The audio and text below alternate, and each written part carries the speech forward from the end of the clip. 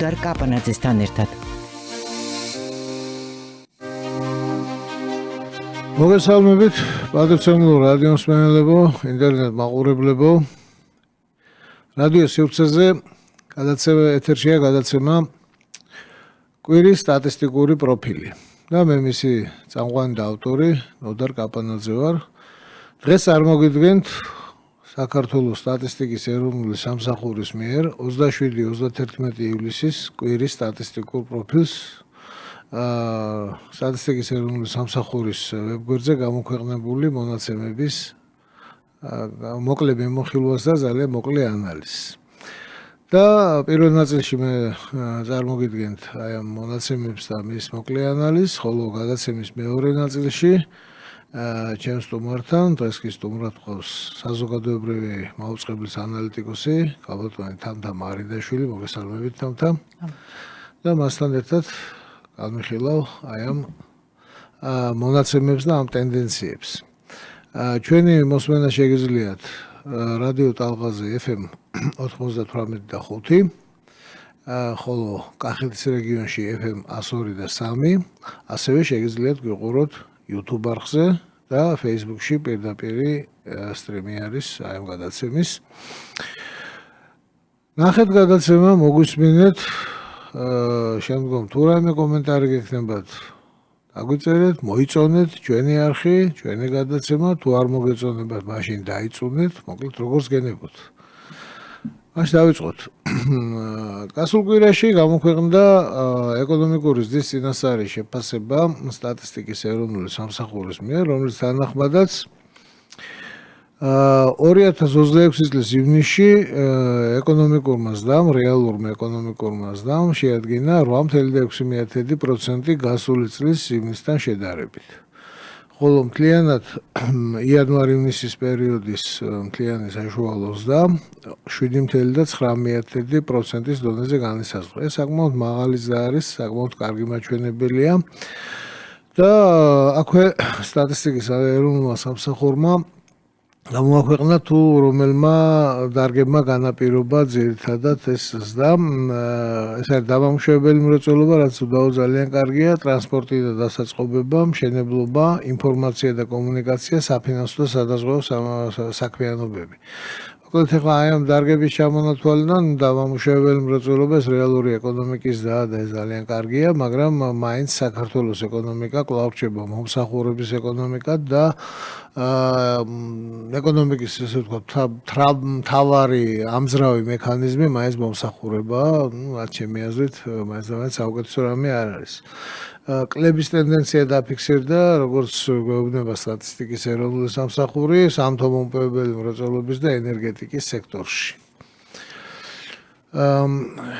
გამოქვეყნდა ასევე ენერგეტიკის მაჩვენებლები, ენერგეტიკული მაჩვენებლები, მათ შორის საინტერესო მაჩვენებელი, როგორიცაა ელექტროენერგიის წარმოება. როგორც აღმოჩნდა, 2026 წლის მაისში ელექტროენერგიის მთლიანი შიდა მეწოდება იყო 1.199 გიგავატ-საათი საშუალო თვის განმავლობაში. და იანვარ-მაისის პერიოდში, მთლიანად 5 თვის პერიოდში 2026 წელს იყო 1.1251 გიგავატ-საათი საშუალო თვეში. შესაბამის პერიოდთან შედარებით წინა წლის მიწოდება გაზრდილია 6%-ით.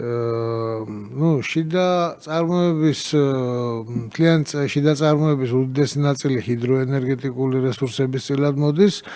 ასევე არის მნიშვნელოვანწილად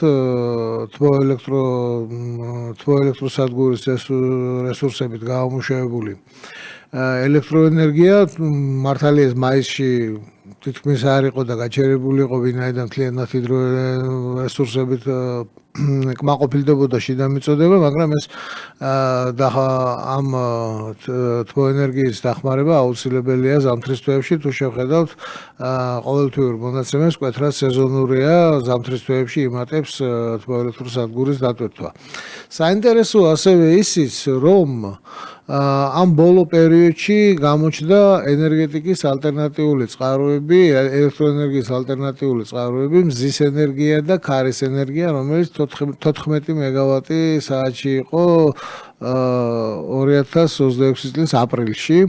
მაისში ცოტა ნაკლები, შარშანდელთან შედარებით თითქმის ორჯერაა გაზრდილი ეს გამომუშავება, მაგრამ ეს იმდენად უმნიშვნელო ნაწილია, რომ ეს აჩვენებს იმას, რომ ეს ენერგეტიკის ალტერნატიული წყაროები, როგორიცაა ქარის ენერგია, მზის ენერგია და ასე შემდეგ, ეს მაინც ძალიან შორს არის იმისგან, რომ რეალური ალტერნატიულ წყაროებად იყოს განხილული და ენერგეტიკის, ელექტროენერგიის მთავარ წყაროებად კვლავ რჩება ჰიდროენერგია და თბოენერგია ჩვენთან და საერთოდ გერმანიის მაგალითიც გვიჩვენებს იმას, რომ როგორც არ უნდა განვითარდეს ეს ალტერნატიული წყაროები ენერგეტიკის, ქვეყნის ენერგეტიკულ მოთხოვნილებებს ისინი შეიძლება წაეშველოს, მაგრამ დაკმაყოფილებით ვერ დააკმაყოფილებს. გავიხსენოთ, როდესაც გერმანიამ ამ მწვანე ენერგეტიკის ასე ვთქვათ აურზაურის ქვეშ საზეიმო ვითარებაში დაკლა თავისი ატომური ენერგეტიკა, მაშინ საფრანგეთის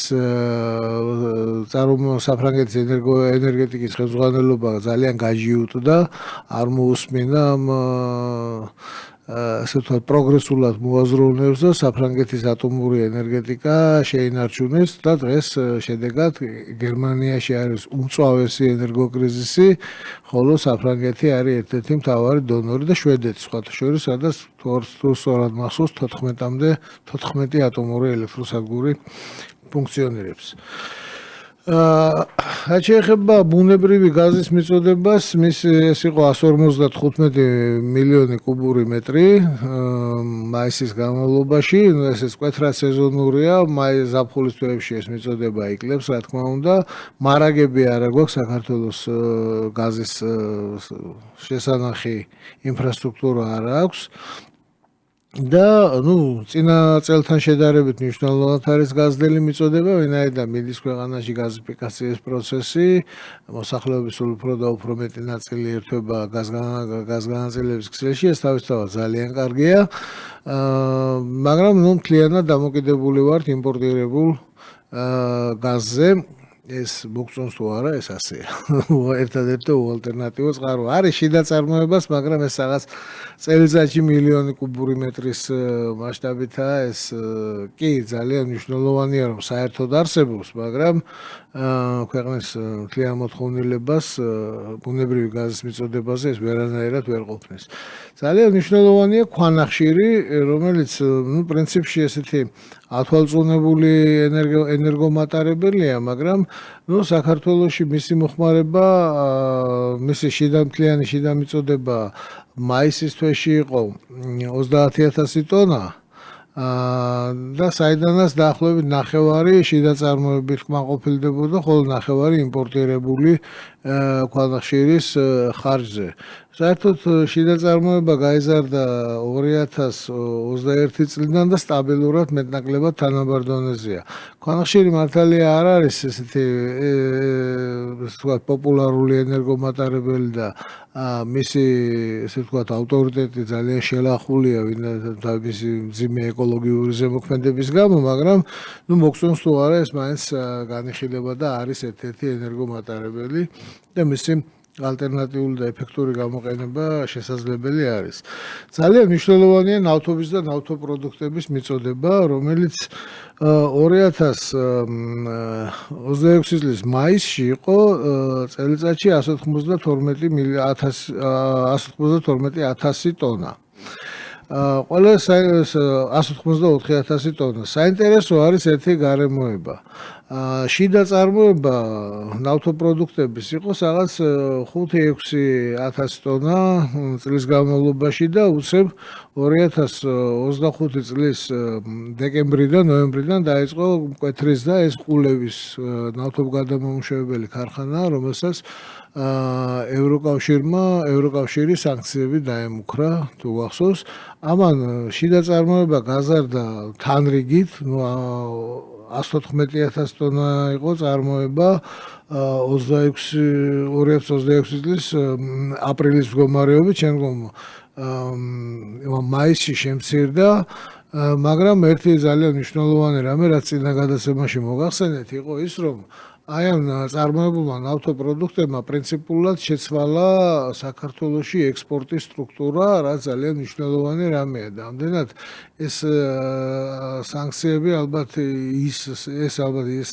ალბათ ის ფაქტორია, რასაც ქვეყანამ ყურადღება ალბათ არ უნდა მიაქციოს და უნდა გააგრძელოს იგივე ჩვენებით, როგორც მიდიოდა დღემდე, ვინაიდან ნავთობწარმოება მიუხედავად იმისა, რომ ეს გადამამუშავებელი ქარხანა იმპორტირებულ ნედლეულზე იქნება უპირატესად დამოკიდებული, ნახოთ რას გვეტყვის გეოლოგია, საქართველოში აღმოჩნდება თუ არა რამე ესეთი ნავთობის სერიოზული მარაგები, მაგრამ ყოველ შემთხვევაში მაინც ძალიან მნიშვნელოვანი გარემოებაა, რომ ქვეყანაში არის ესეთი ინფრასტრუქტურა, რომელიც აწარმოებს ადგილზე აწარმოებს ნავთობპროდუქტებს, რაზედაც ქვეყანა ცალსახად იმპორტ დამოკიდებული იყო დღემდე და დღემდე რჩება იმპორტ დამოკიდებულად, ვინაიდან ეს წარმოებული ნავთობპროდუქტები უპირატესად საექსპორტო დანიშნულებისაა. გარდა ამისა, გამოაქვეყნა სტატისტიკის ეროვნულმა სამსახურმა ბაზრების და ბაზრობების 2025 წლის გამოკვლევის შედეგები და ბაზრები და ბაზრობები შეიძლება ძალიან საინტერესო არ იყოს, მაგრამ თუ შევხედავთ რეგიონულ ჭრილში ძალიან საინტერესო რამეა.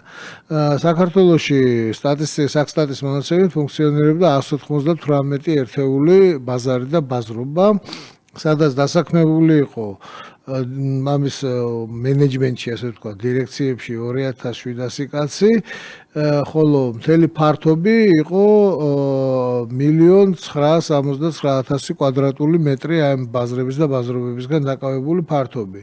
სავაჭრო ადგილების რაოდენობა აი ამ ბაზრობებზე და ბაზრებში იყო 47,000 სავაჭრო ადგილი მომზადებული, სადაც ვაჭრობდა 36,000 ერთეული იყო დატვირთული, ანუ 75% იყო დატვირთვა.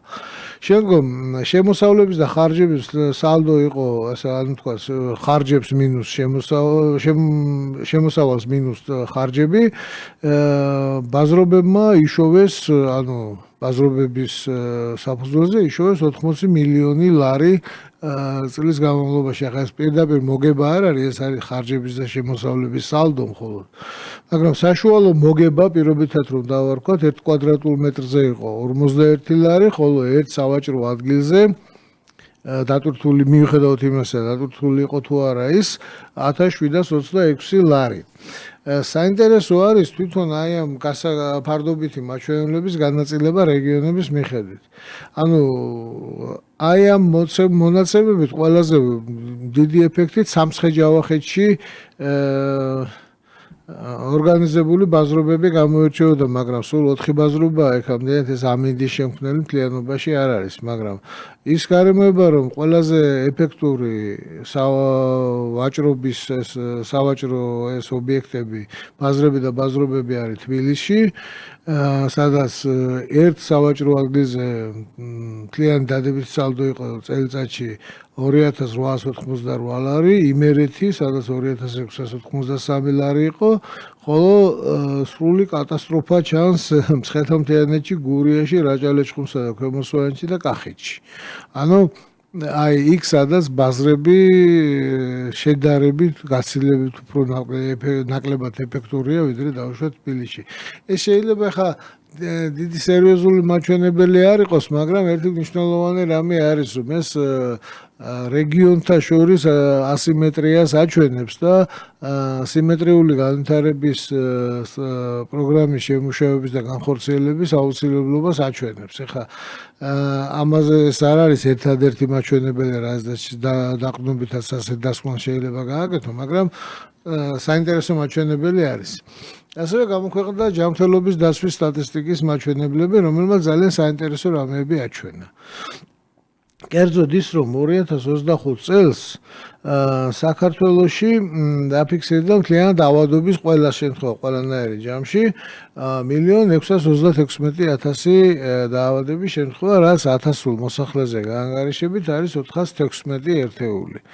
საინტერესოა რომ აი 2020 წლის შემდეგ საერთოდ ეს მაჩვენებელი იყო მზარდი, შემდგომ 2020 წელს აი COVID შიზოფრენიის დროს მოხდა მკვეთრი ვარდნა მაჩვენებლის 270-მდე და მას მერე არის ისევ და ისევ მზარდია შეუქცევლად.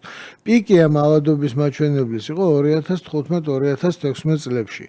ეხლა შეიძლება ამით ვიფიქროთ, რომ საქართველოს მოსახლეობა სულ უფრო და უფრო ავად არის?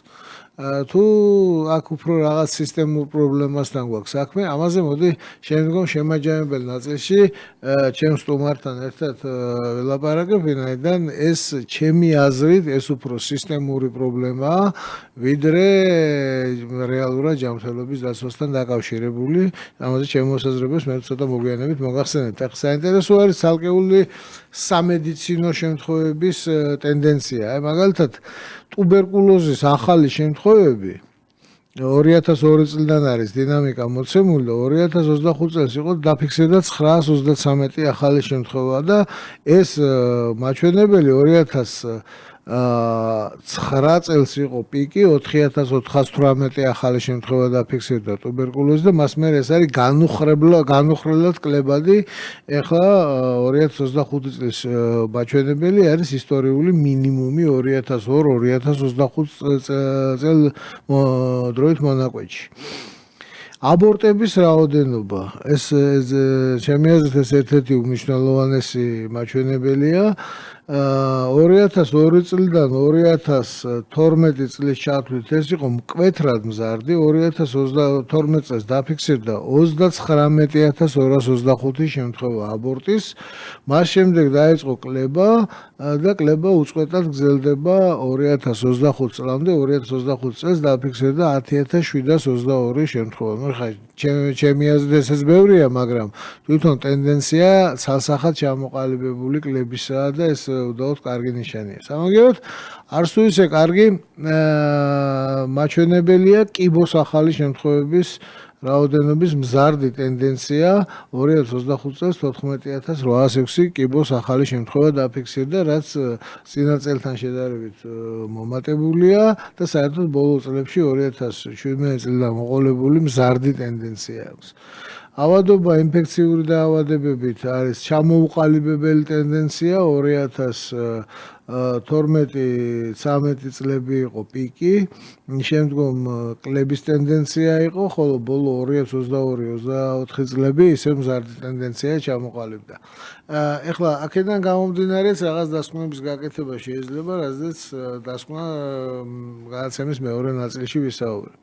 ეხლა სამედიცინო პერსონალის რაოდენობა ასევე ავიღეთ ესეთი მაჩვენებელი.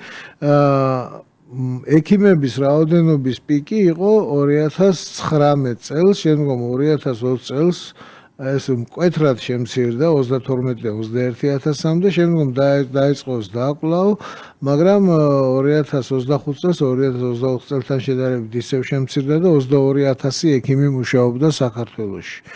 შეეხება საექნო პერსონალს. საინტერესო ტენდენცია იყო ის, რომ ექნების რაოდენობა ექიმების რაოდენობაზე ნაკლები იყო, რაც სამედიცინო ნონსენსია, მაგრამ ქართული ხასიათიდან გამომდინარე ეს სრულიად ბუნებრივია, რომ ყველას ექიმობა უნდა და ექნობა არავის არ უნდა. და ექნების რაოდენობა ნაკლები იყო ყოველთვის ექიმების რაოდენობაზე, ახლაც ნაკლებია, მაგრამ 2012 წლიდან დაიწყო ზრდა ექიმების რაოდენობა, შემდგომ პიკი იყო 2020 წელს და ამის შემდეგ სუსტად გამოხატული კლების ტენდენცია აქვს, მაგრამ მეტნაკლებად ერთ დონეზეა. შემდგომ ჰოსპიტალური სექტორის ძირითადი პარამეტრებსაც შეეხება. საქართველოში 2025 წელს ფუნქციონირებდა 232 ჰოსპიტალი, სადაც საწოლების რაოდენობა იყო 15000 და ერთი ავადმყოფოში გაჩერების საშუალო ხანგრძლივობა იყო 5 დღე. ეხლა ჰოსპიტალების რაოდენობა ბოლო წლებში კლებადია, მკვეთრად კლებადი თან ბოლო 3 წლის განმავლობაში, ასევე კლებადია საწოლების რაოდენობაც და კლებადი არის ავადმყოფის საავადმყოფოში გაჩერების საშუალო ხანგრძლივად. ეს ყველაფერი მაინც მიმდინარე სტატისტიკის მონაცემებია, შინაარსი ჯანმრთელობის დაცვასთან რამდენად არის კავშირში ამაზე მოგვიანებით მოგახსენებთ.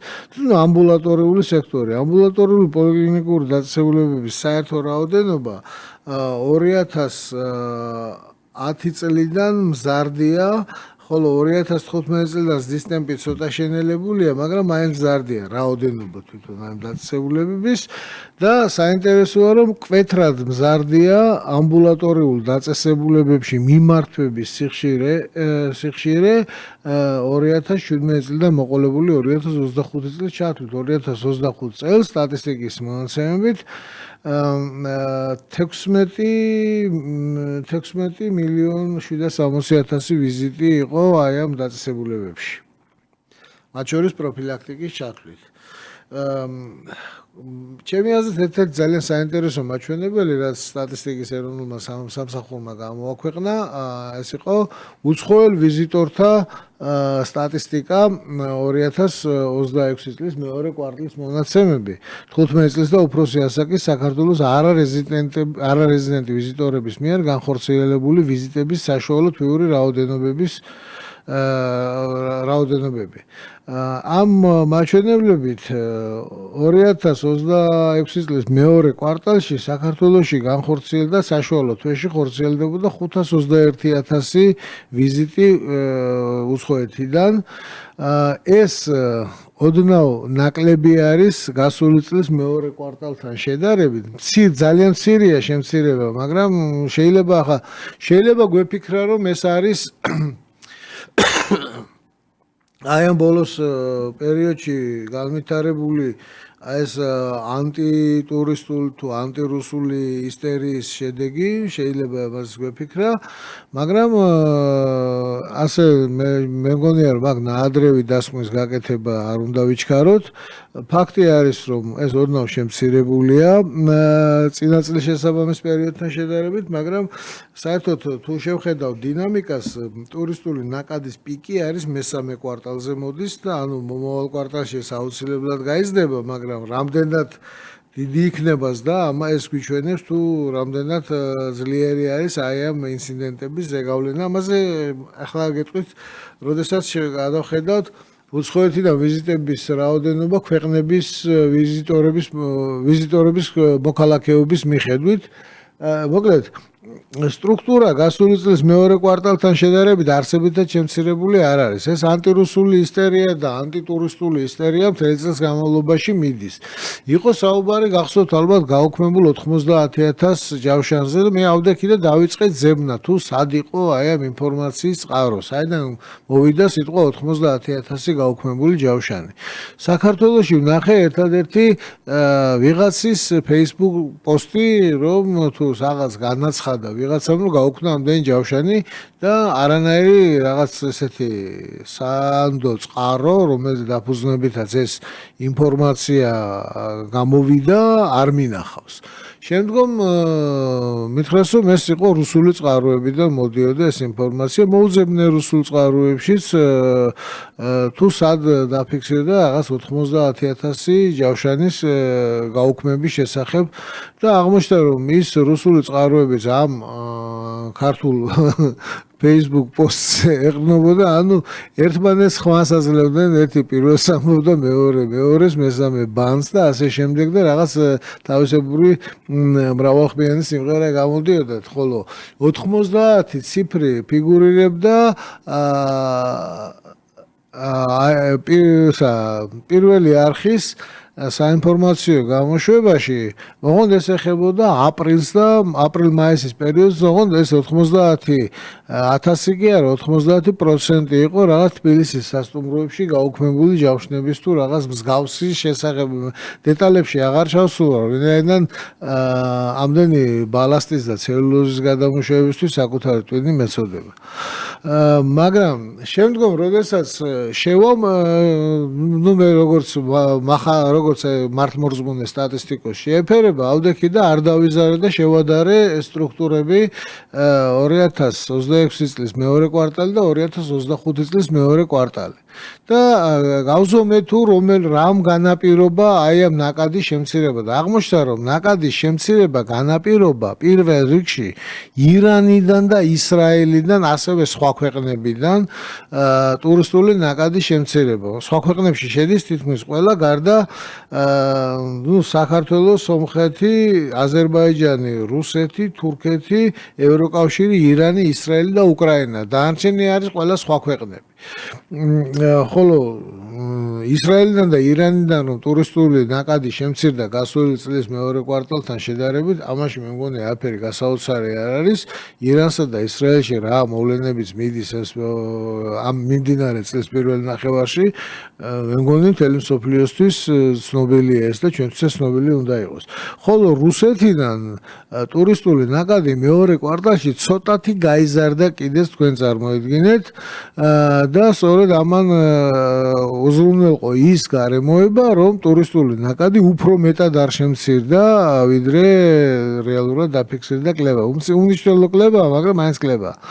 ამდენად სანამ მოკლედ მე ესეთი რამე მინდა გირჩიოთ და გითხრათ ყველას, ვინც ამ გადაცემას უსმენთ, ან მოусმენთ, ან ჩანაწერს ნახავთ, რომ ნუ ავყვებით ხოლმე აი ამ მედია ხმაურს და დაველოდოთ სტატისტიკას. დარწმუნებული ვზანდებოდით, რომ 2026 წლის ოქტომბერში, როდესაც გამოქვეყნდება მესამე კვარტლის მონაცემები, არსად არაფერი არ დაიმალება და ყველაფერს დეტალურად მოგახსენებთ, თუ რამდენად ქონდა აი ამ მედია ხმაურს რა გავლენა ქონდა რეალურ ტურისტულ ნაკადზე. მაქვს საფუძვლიანი ვარაუდი, რომ არავითარი გავლენა ამას არ ექნება, ვინაიდან ესეთი გამოგონილი ამბები, როგორც წესი, ძალიან სწრაფად ცვლიება ხოლმე და დროის გამოცდას ვერ უძლებს.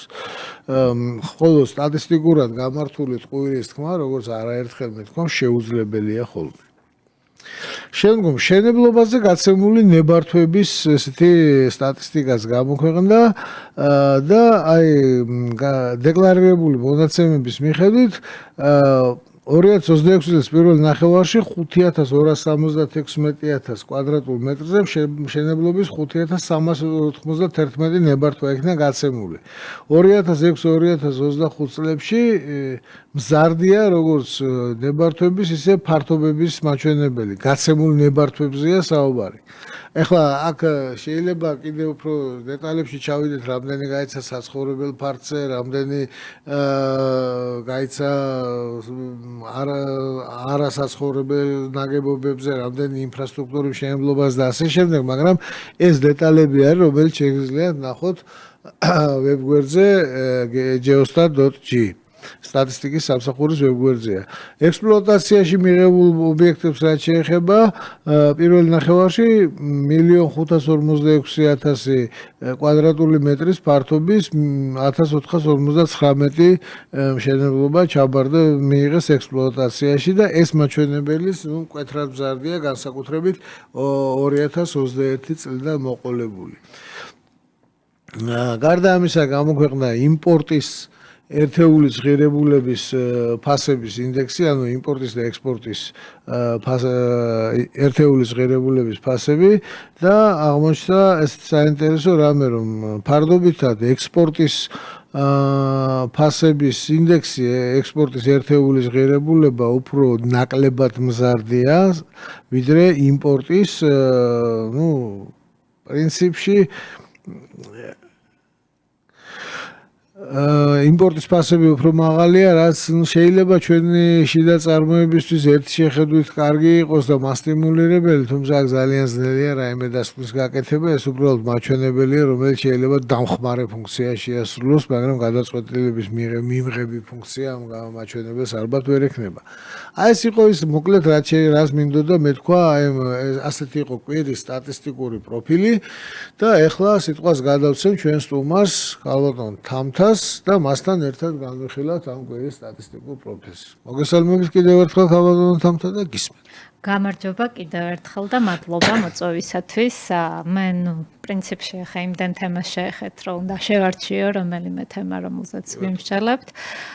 და დავიწყებდი ელექტროენერგიის მიწოდებით, რატომ? იმიტომ რომ ზოგადად მსოფლიოში და მათ შორის საქართველოში მოსალოდნელია შემდეგი წლების განმავლობაში მოთხოვნის ზრდა ელექტროენერგიაზე, რით არის განპირობებული ზრდადი ავტომატიზაციით, ხო?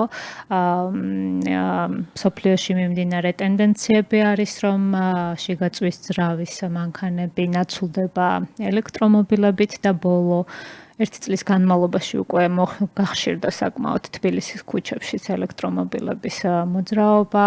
ასევე ჭკვიანი ქალაქების კონცეფცია ინერგება ნელ-ნელა საქართველოში, რაც ნიშნავს იმას, რომ მაგალითად უკვე ხვდებით ხოლმე პარკინგის სისტემა, როგორ არის სრულად ელექტრონული, როდესაც მანქანა შედის პარკინგზე, შლაგბაუმთან ავტომატურად რო აღიქვამს მანქანის ნომერს და ნუ მთელი სისტემა ამას ჩართული, რომ ავტომატურად დაითვალოს მერე ის თანხა, რაც გაქვს გადასახდელი და ნუ მოკლედ მთლიანი ეს ჭკვიანი ქალაქების ძალიან მზარდმა დანერგვამ სოფლიოში და ნუ ახალ ეტაპზე საქართველოშიც ეს რა თქმა უნდა გამოიწვევს ელექტროენერგიაზე მოთხოვნის ზრდას.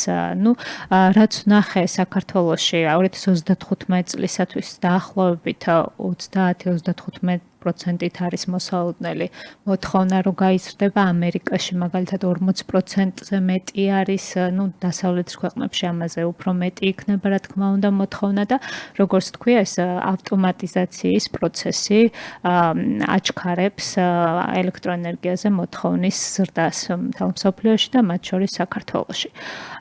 ნუ ახლა ამას რა თქმა უნდა დაახვედრო, ხო, გაზრდილი მიწოდებაც და წინა წლებში ვნახეთ, რომ იყო მცდელობა, რომ აშენებულიყო ნამახვან ჰესი, რომელიც დაახლოებით 10-12%-ით გაზრდიდა მიწოდებას ელექტროენერგიის და აქ იყო მნიშვნელოვანი, რომ ზამთრის მიწოდებას გაზრდიდა უფრო მეტად, რაც აი ჩვენ ხო ზამთარში გვაქვს პრობლემა იმპორტზე, ზუსტად ზამთარში შემოგვაქვს და აი მაგას რაღაცნაირად დააბალანსებდა. ნუ არ აშენდა, ვერ აშენდა და ეხლა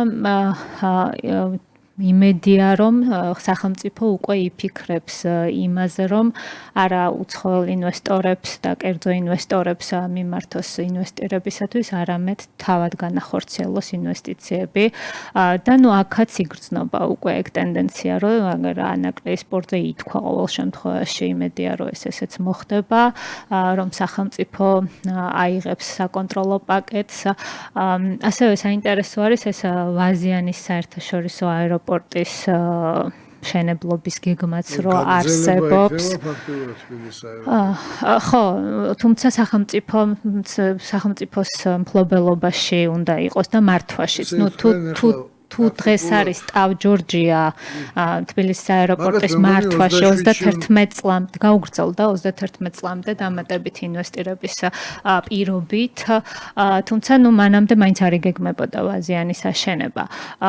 და თემა არის ის, რომ სახელმწიფოს ამ მხრივ ძალიან სწორი სტრატეგია აქვს, იმიტომ რომ ესენი არის სტრატეგიული ობიექტები, ის ჰიდროელექტროსადგური, ის აეროპორტი, ხო, ამას აქვს ძალიან დადებითი. რატო არის ეს ტავ-ჯორჯია რომ მართავს, ხო, გარდა იმისა, რომ ნუ რაღაცა გეოპოლიტიკურ რისკებს ატარებს, როდესაც სტრატეგიულ ობიექტებს ასხვისებ, ასევე პრობლემა არის ის, რომ საქართველოს შეეძლო ძალიან დაბალ ტარიფებით ემუშავა აეროპორტს. თუ სახელმწიფო მფლობელობაში იქნებოდა, შეეძლო, რომ ძალიან დაბალი ტარიფებით ემუშავებინა და მას შეეძლო ბიუჯეტური ავიაკომპანიების შემოყვანა და ეს რადგანაც ვერ გააკეთა, მერე ქუთაისის აეროპორტიც მაგიტო აშენდა, ხო, რომ ვიზე არის შემოეყვანათ. ტავ-ჯორჯიას მე როგორც მახსოვს. კი, აბსოლუტურად ეგრე იყო. თავს ვერ დავდებ, მაგრამ მე ესე ვიცი, რომ იქ ხელშეკრულება შეადებულიყო, რომ 200 კილომეტრს რადიუსში ასეთი მასშტაბის აეროპორტი არ უნდა ეშენებინა. ხო, ეგეც ქუთაისში იმიტომ აშენდა. კი. და ხანდახან აი ამ ხელშეკრულებებს რომ მკითხულობ ხოლმე ეს ჩვენი ინვესტორების კეთილი თქვენ ახლა რასაც ლაპარაკობთ, თქვენ ფაქტობრივად ეხლა მკრახელობას ლაპარაკობთ, რა ეს ერეს ლაპარაკ, როგორ შეიძლება სახელმწიფომ გააკეთოს. თუმცა იცვლება, ხო, რაღაცა. არა, ეს რომ იცვლება ძალიან კარგია, მაგრამ თქვენ ხო კრეხელობას ამბობთ, აი ამდენი წლის ლიბერალური განმოსახედიდან როგორ შეიძლება არის დიდი სახელმწიფო კერძო ხო უფრო კარგი მენეჯმენტია საერთოდ და ასე შემდეგ და აგერ ნახეთ მაგალითად ფოთის სპორტის გასხვისება, ბათუმის სპორტის გასხვისება, ეს აეროპორტი. ბათუმის აეროპორტი ცოტა ჯორჯიას მართვაში არის მათ შორის. ხო, ანუ იცით რა არის? აი ზოგადად ეს მიდგომა რომ სხვა სექტორებშიც გადავიდეს, მათ შორის ელექტროენერგიის სექტორში, ხო? ან შენ შეგიძლია ელექტროენერგიის სექტორი, ჰიდროელექტროსადგურების სექტორი დაბალ მარჟაზე ამუშაო და ამით დაბალი ელექტროენერგია შექმნა და ხო, ნუ მე რაღაცა წარმოებას შეუწყო ამით და რასაც აკეთებს ახლა ჩინეთი. კი არა, აი სამხრეთ კორეა, იაპონია ზუსტად ესე ჩაიბოლების სისტემა, კეირეცუები იაპონიაში ხო როგორ იყო? ეგ კერძო და სახელმწიფო შეზრდილი იყო კერძო სექტორი და ეს ჩაიბოლები იყო კერძო დიდი კორპორაციები და ეს კეირეცუებიც იაპონიაში ხო? მაგალითად კორეაში როცა მოუნდათ გემჩენებლობის განვითარება, იქ კერძო კომპანია ან ეს კორპორაციის ფლობელობა შევიდა ფოლადის წარმოებაც და ფოლადი დაასუბსიდირეს იმისათვის რომ გემჩენებლობა გაეხადათ კონკურენტუნარიანი. ანუ და მარტო აი ტავ ჯორჯიას აინტერესებს მარტო თავისი ის ხო მოგება. და იმას არ აინტერესებს რომ ტურიზმი გაიზარდოს საქართველოში. და ეს რაღაც დადებითი ეფექტები გადადინდეს სხვა დარგებზეც, ხო? და სახელმწიფოს შეუულია რომ ესე შეხედოს, სისტემურად შეხედოს. ერთმა მითხრა ეგეთი საინტერესო რაღაცა. მოკლედ ეს სპარსეთის ყურის კრიზისები და ეს ენერგომატარებლების მიწოდების გართულება რომ მოხდა, რომ აი ჩინეთში დისტილერები, ანუ ეს ნავთობგადამამუშავებელი წაგებაზე მუშაობენ. ხო, და ნუ რაღაცა დაიქცა ჩინეთი, ხო? რაღაცა მაგინით. იქნებ ცოტა ერთი ნაბიჯით იქით გავიხედოთ, რომ ჩინეთში გადაწყვეტილებას იღებს მთავრობა. და შეიძლება ღირდეს რომ წაგებაზე ემუშაოს ენერგომომარაგება არ გაურთულდეს დანარჩენ ამ გიგანტურ იმიტომ რომ ისინი უფრო დიდ ღირებულებას ქმნიან მათი კონკურენტუნარიანობისათვის საწყის ეტაპზე რომ არ მოკლა რაღაც წარმოებები რა იქნებ ღირდეს ამისთვის და ასეთი ხედვა უფრო სახელმწიფო ხედვა სახელმწიფოს უფრო ან ესეთ დიდ კორპორაციებს შეუძლიათ რომელიც სახელმწიფოსთან არიან შეზრდილები და მითითებებს სახელმწიფოსგან იღებენ. ან თვითონ სახელმწიფომ უნდა გააკეთოს, ხო? მეორე საკითხი არ ვიცი დრო დაგვრჩა თუ არა, რომ ჯანდაცვის სფეროზე გადავიდე. ჯანდაცვას რაც შეეხება, ეს 2022 წელს იყო, როდესაც საყოველთაო ჯანდაცვა ძალიან ხარჯიანი გამოდგა. რატო გამოდგა? მოდი ესე ვთქვათ, იმიტომ რომ თავდაპირველად ეს სისტემა ფუნქციონირებდა იმ მოდელით, რომ თქვენ რაღაცა ჩივილით მიდიოდით ესე განუზომლად შეეძლო კლინიკას დაენიშნა კვლევები. რამდენიც უნდოდა და მე ეს თანხა მოეთხოვა სახელმწიფოსგან. ამ მოდელით ფუნქციონირებდა. ამან მისცა мотиваცია კერძო და 90% განკერძოებულია სამწუხაროდ საავადმყოფოების საქართველოში. მისცა მათ мотиваცია რომ რაც შეიძლება მეტი კვლევა დაენიშნათ. ამას ალბათ ჩვენც ინდივიდები ნებისმიერი ადამიანი ხვდება ამას იაზრებს რომ სასტიკად ვცდილობ რომ ახლოს არ გავეკარო ჯანმრთელობის ხო ანუ ზედმეტი კვლევები ზედმეტი მედიკამენტები და უნდა წახვიდე გასაგებია მაგრამ და შესაბამისად ბერავდნენ ამ ხარჯს და მე სახელმწიფო ბიუჯეტიდან ამის დაფინანსებას ითხოვდნენ. ხო, რაღაც ეგეთი ვიეჭვე მეცნიერსა მონაცემებს შევ. ხო, ეხლა ნახეთ 2000 ხო, კიდე რა იყო იცით? აი ჰოსპიტალების რაოდენობა რატო შემცირდა? იმიტომ შემცირდა, რომ მას ერჩივნა, რომ 5 დღე დაწოლილიყავი. იმის ნაცვლად, რომ 1 დღე შეიძლება საკმარისი ყოფილიყო შენი დაწვენა ჰოსპიტალში, მაგრამ მას мотиваცია ჰქონდა, რომ 5 დღე დაეწვინა, რომ მეტი თანხა გადმოეკაჩა მე სახელმწიფო ბიუჯეტი. ხო, ანუ და ესეც არის, ეს არის განმაპირობებელი ჩემი აზრით იმისა, რომ ჰოსპიტალების რაოდენობა და ეს მოკლედ თამთა მანდ არის ერთი ეგეთი საინტერესო რამე, როცა მე ამ ავადობის მაჩვენებლებს ვუყურებ.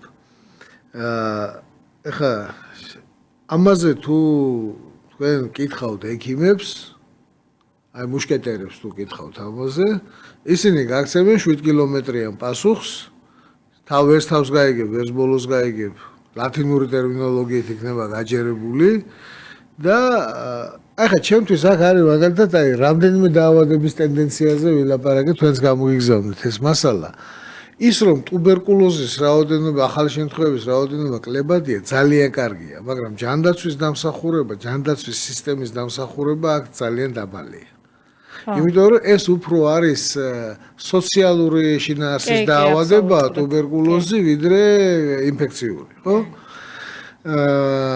აბორტების რაოდენობა რომ კლებადია, ესეც მე არ მგონია რომ ჯანდაცვის სისტემის დამსახურება იყოს, ეს უფრო როგორ გითხრათ, სოციალური, სოციოლოგიური, ფსიქოლოგიური ამბავია ეს, ვიდრე ჯანდაცვის, ხო? სამაგიეროდ ავადობის მაჩვენებლები არის მზარდი. და რატომ გვიკვირს ეს, ხომ? ეს იმას კი არ ნიშნავს, მე მგონი იმას, რომ ქვეყნის მოსახლეობა ან უფრო ავადმყოფი გახდა, ან უფრო გამოჯამრთელდა, ან უფრო მეტი ყურადღება ექცევა. აქ საქმე გვაქვს ჩვეულებრივ მოთხოვნა მიწოდებასთან. ვინაიდან ჯანმრთელობის დაცვა არის ჩვეულებრივი ბიზნესი. ჩვენ მას მერე რაც კაპიტალისტური შრომის გმირები გავხდით 80-იანი წლების ბოლოდან.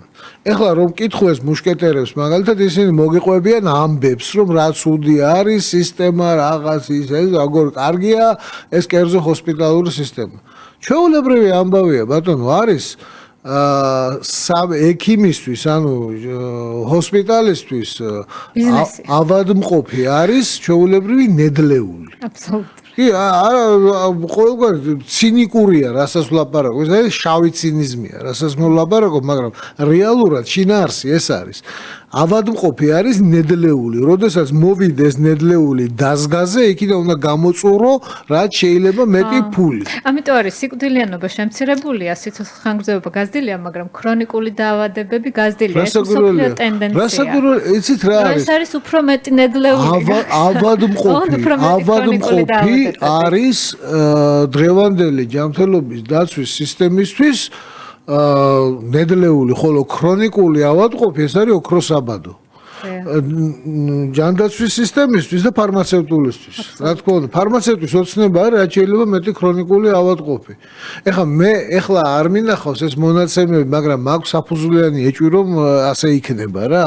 იმიტომ რომ ადრე რაღაც შეხება მქონია ამ თემასთან და ეხლა მხოლოდ შედეგებზე შემიძლია გითხრათ, რომ ნახე ერთ-ერთი გამოწერილი რეცეპტების რაღაც მასივი რა. და შევხედე აქ ესეთ რამეს, არის ესეთი ფარმაცევტიკაში ბრენდი და გენერიკი. მაგალითად აცეტილის სალიცილის მჟავა იყო გენერიკი, ანუ ნივთიერება, მოქმედი ნივთიერება, მერე ბაიერის ქარხანამ ეს გააკეთა თავის დროზე და დაარქვა ასპირინი, მერე ასპირინმა იმდენი ხანი იმუშავა, რომ გახდა ეს გენერიკი. სადღაც 25 წელი უნდა ხოლმე რომ პატენტი მოეხსნას. ხო. ხო, ზუსტად ეგეთი რამეა და შემდეგ გენერიკი არის ახლა ასპირინი და სხვადასხვა ფირმები, საფირმო დასახელებები. და მერე მოდის უკვე ახალი ბრენდი, მაგალითად ასპირინი ფორთოხლის არომატით, ასპირინი ალუბლის გემოთი, ასპირინი ნახტომში, ასპირინი ხვლით ხელში წურბელებით კისერზე და ასე შემდეგ და ასე შემდეგ და ეს მოკლედ ეგეთი რაღაცები არის, ეს ერთი ოხერია ყველა რა, ფორთოხლის გემოთი დალევ იმას თუ ვირთხასთან ერთად დალევ, ერთი ოხერია რა, ასპირინია. მაგრამ ასპირინი თვითონ ანუ გენერიკი იღის დაახლოებით 8-ჯერ იაფი ბრენდთან შედარებით. მაგრამ გამოწერილი წამლების რაოდენობაში, რეცეპტების რაოდენობაში 95%-ია ბრენდი და 5%-ია გენერიკი. ანუ ეს არის რა, ეს რაც უფრო მეტი ქრონიკული ავადმყოფი, მით უკეთესი. ამდენად მე ეს ავადობის მაჩვენებლების და ჩემი აზრით ეს არის ასე ვთქვათ ბაზრის მოცულობის და არა ჯანმრთელობას ფაქტიურიც იყოს. შეიძლება ფაქტიური არის. ან თუ რეალური რა თქმა უნდა ფაქტიურია, რა თქმა უნდა ფაქტიურია, რა თქმა უნდა რეალურია, ვინაიდან ექიმების უსაყვარლესი გამოთქმა არის, არ არსებობს ჯანმრთელი ადამიანი, არის მხოლოდ სულად გამოკვლეული პაციენტი. ხო, მაგრამ აი თქვენ რაზეც საუბრობთ, ის მედიკამენტებიც შეიძლება ახალწლებდეს და აუარესებდეს. რასაკვირველია. ხო და ამდენად მე კიდევ ერთხელ ვიმეორებ, მე ამ ჯანდაცვის ის სისტემა, რომელიც ახლა ჩვენთან ფუნქციონირებს, ისევე როგორც განათლების სისტემა. ეს არის ჩემი აზრით საერთოდ თავიდან გადასააზრებელი ყველაფერი. ვინაიდან ეს არ არის ამ სისტემის მიზანი არ არის ადამიანების ჯანმრთელობა. თუმცა სიცოცხლის ხანგრძლივობის ზრდა წესით უნდა იყოს. კი ბატონო, მაგრამ არის კიდე ერთი მაჩვენებელი ჯანმრთელი სიცოცხლის ხანგრძლივობა. Healthy life expectancy არის ეგეთი მაჩვენებელი და ყველა საინტერესო ისაა რომ ეს მაჩვენებლის მიხედვით საქართველოს ყველაზე ცუდ მდგომარეობაში არ არის რა თქმა უნდა, მაგრამ ფაქტი არის ის რომ ავადობის მაჩვენებლების ზრდა ჩემი აზრით ნიშნავს პირველ რიგში ბაზრის მოსულობის ზრდას. თქვენ რა სიტყვით ამას?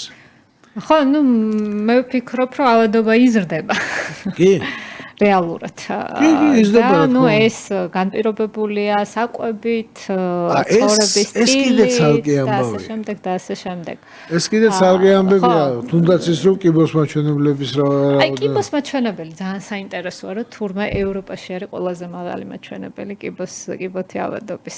ახლა ეს არ არის ოღონდ განპირობებული იმით, რომ ყველაზე მაღალი სიცოცხლის ხანგრძლივობა ევროპაშია. არ არის ამითი განპირობებული, მაგ ცვლადის საკონტროლების შედეგადაც მაღალი მაჩვენებელია ევროპაში. აბსოლუტურად, მე მგონია, რომ მაგ შემთხვევაში, აი კიბოს შემთხვევაში უფრო ადრეული სკრინინგის დანერგვის შედეგად მოხდა, რომ ეს მაჩვენებლები გაიზარდა მათ შორის ევროპაშიც, მათ შორის საქართველოშიც. და აი თემას რო დაუბრუნდე, რომ ჰოსპიტალების რაოდენობა შემცირებული. ეხლა რა მოდელზე გადავიდა, იცით, 2022 წლიდან საყოველთაო ჯანდაცვა, რომ ეხლა სახელმწიფო ეუბნება, რომ თქვენ მაგალითად რაღაცა ბრმანწლავის ოპერაციაზე გაძლევ კერძო სექტორს, კერძო კლინიკას მე გაძლევ 3000 ლარს. ამ 3000 ლარში უნდა ჩაეტიო.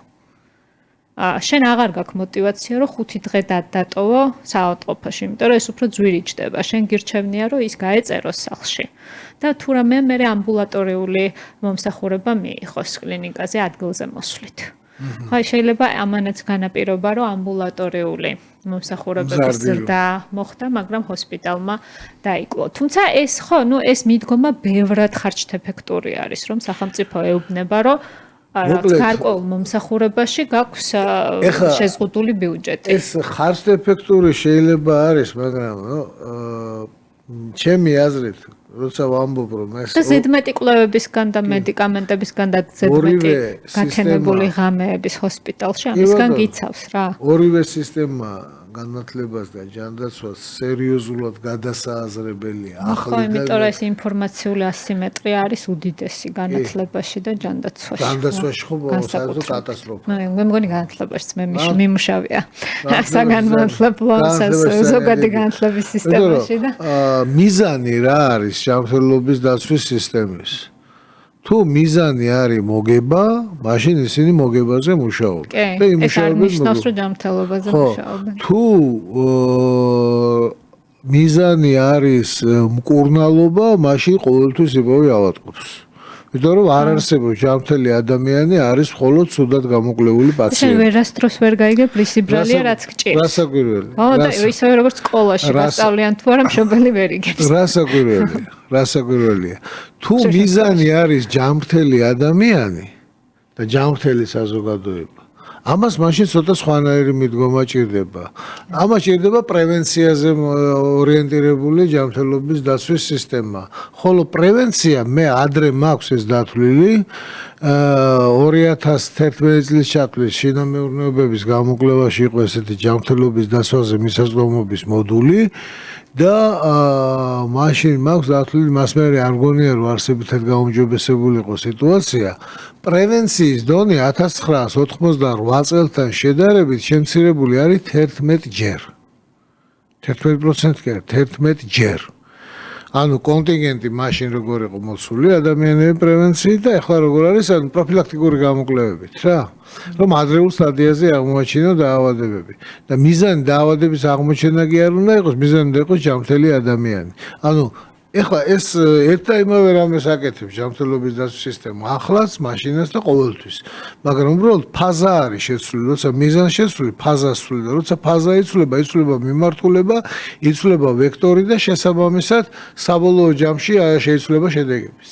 ეს კონკურენციის არგუმენტი ამ შემთხვევაში არ არის რა მართებული, იმიტომ რომ კონკურენცია ერთი ძალიან ცნობილი კლინიკის მენეჯერის საუბრიდან გამომდინარე გეუბნებით, რომ ვეკითხებოდი, რომ როგორია თქვენთან მომსახურება ექიმები. ექიმები ყველგან ერთ და იგივეა, უბრალოდ ინფრასტრუქტურა გვაქვს უკეთესი. ანუ სკოლებიც და საავადმყოფოებიც არიან მომართული იმისაკენ, რომ კონკურენცია გაწიონ ინფრასტრუქტურაში. ანუ ვიზუალურად რა ქვია, კარგად გამოიყურება სისუფთავეა.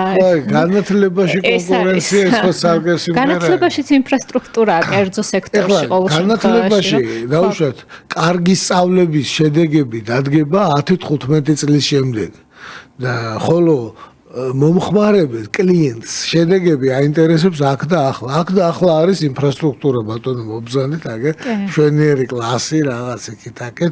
ახლა მართალია ბევრს რაფერს ვასწავლეთ, მაგრამ რასაც რომ არ ვასწავლეთ, ამაშენ 15 წლის მერე გაიგებთ და მანამდე ამერი მოკვდება, ამერის პატრონი. ეგეთი პრინციპია. მარტივი რამეა. ხო. ანუ ინფორმაციული ასიმეტრია ძალიან მნიშვნელობა აქვს. ამ ორ სექტორში. დიახ. დიდი მადლობა მობრძანებისთვის. ეს იყო ასეთი იყო 27-31 ივლისის კვირის სტატისტიკური პროფილი. გვიყურეთ, მოგვისმინეთ FM 95.8-ზე მთელ საქართველოში, ხოლო კახეთის რეგიონში FM 102.3-ზე, ასევე გვიყურეთ YouTube-ზე, გვიყურეთ Facebook-ზე, მოიწონეთ ჩვენი გადაცემა, აკეთეთ თქვენი კომენტარი, დაგვისვით თქვენი კითხვები თუ რამე გაქვთ ასეთი, თუ არ მოგეწონებათ, მაშინ დაიწუნეთ ჩვენი გადაცემა. დიდი მადლობა.